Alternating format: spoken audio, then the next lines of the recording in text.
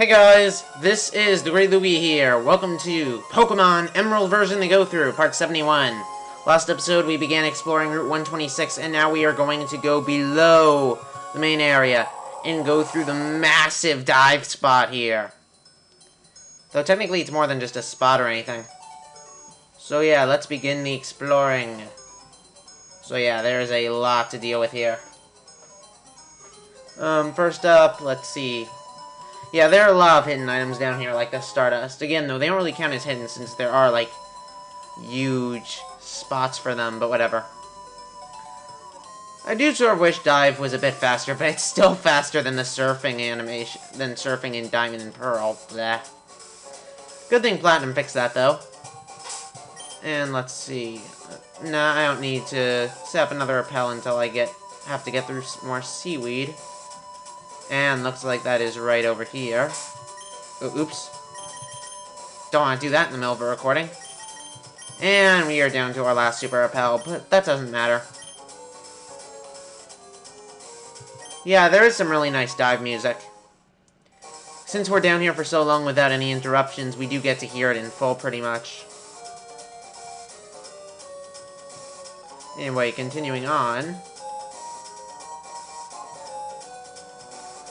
Alright, so just going around the large area. Very, very large. There really isn't much to say here again, but this is a really nice atmosphere, and this is so cool, and I wish they used this more. And yeah, this is the small area we were in before. And I just feel like saving this for beginning of this episode. It's a nice place. It's a nice way to start it off.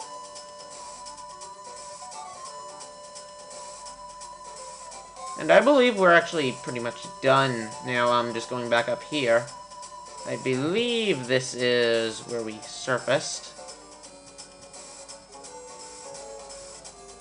Yes, it is.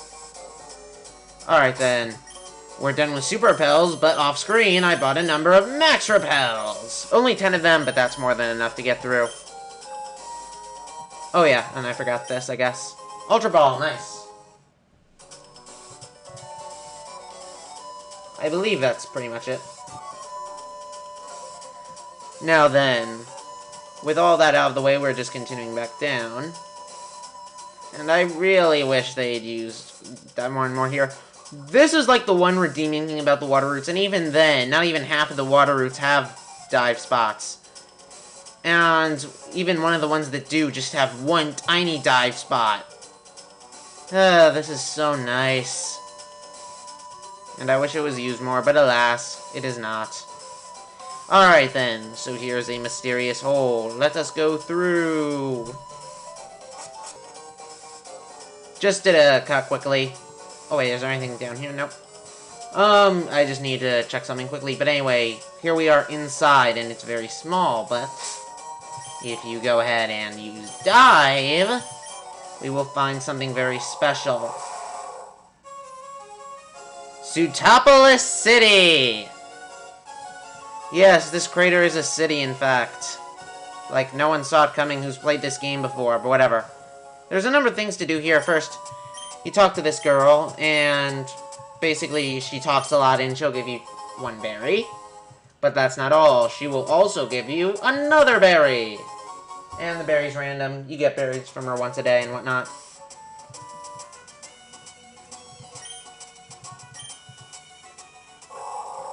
Now then, just going over here. Repel her off just in time. Nice. Sootopolis City, the mystical city where history slumbers. I don't believe there's anything of note in the Pokemon Center. Oh wait, there actually is. As soon as I say that, I look to the guide on the side. Alright then, let's see. Who is it? Note this is an Emerald only. No, it's not this one. Oh, wait, it is this one. In Emerald only, the person here will teach you Double Edge. I don't know. If my Lairon had Rockhead, I would... Or Aggron, excuse me. If Aggron had Rockhead, I'd be more than willing to teach it Double Edge. But alas, it has Sturdy. No huge loss, though. Continuing on. This is a very cool area. I don't believe this house has anything of significance. Oh wait, there is. You'll notice there's some hidden areas behind here. I believe this has to do with the whole e-reader thing that was abandoned pretty quickly, if I recall correctly. Basically, I'm pretty sure you'd swipe e-readers and battle trainers. Anything in here? Yep. And the woman here, just out of nowhere, will give you a Whalmer doll. And as we've established before, Whalmer are awesome. And the music here is pretty cool. I do like this city a fair bit. This is basically the last city in the Hoenn games. There's another town for this, and technically it's not the last city, but we'll get to that. And basically this shows them some stuff. Basically, these guys are in a competition, I think. This guy wants big Lotad. No, I don't have a Lotad. And this guy wants a big C-Dot. What are the rewards? The reward for breaking the record for either of them, I believe, is an elixir. I do not have a C-Dot either, so tough luck. Continuing on, let's see, is this guy saying anything neat? Also, one thing, you don't need to use dive, to enter and exit every time. You just need to use dive to enter the first time. Oh, and there's an ancient ruin. Treasure! I just feel like talking to the people. Just to make sure I don't miss anything. Let's see, what's next? Does this guy say anything neat? It's not as neat as Sootopolis, I'll say that much. For the last city, Sootopolis is very cool. Oh, it's an old woman. And she talks about the orbs. Alright, so that's everything for this side of the city. Again, there are two sides, the right side and the left side. Now then, for the left side... Well, first off, I'm just going to use a repel. Also of note, over here is the gym. It's just right in the center of the city. On the left side, he knows a Pokemon. I don't believe there's anything really interesting there. Sorry, I was just checking something. Anything notable in this house?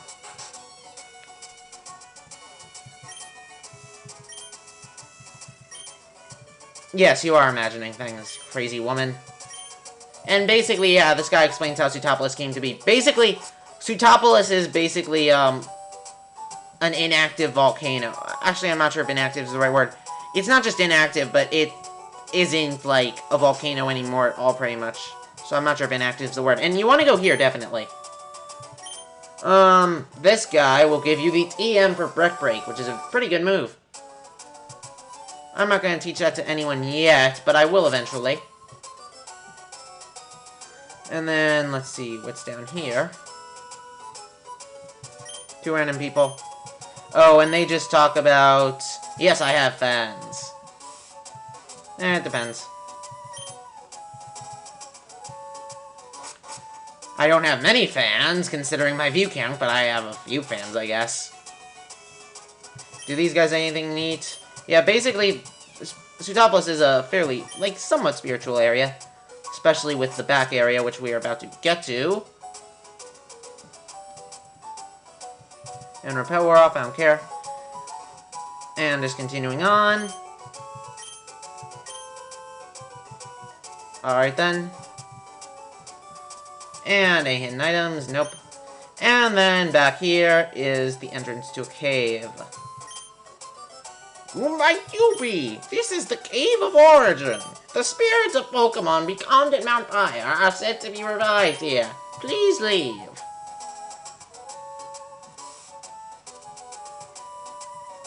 So yeah, this is a bit reminiscent of Blackthorn, they're both the last gym. They're both, the gyms are both at the center. Well, granted, the gym in Blackthorn is further back, but it's still in the center area. It's not really to the right or left.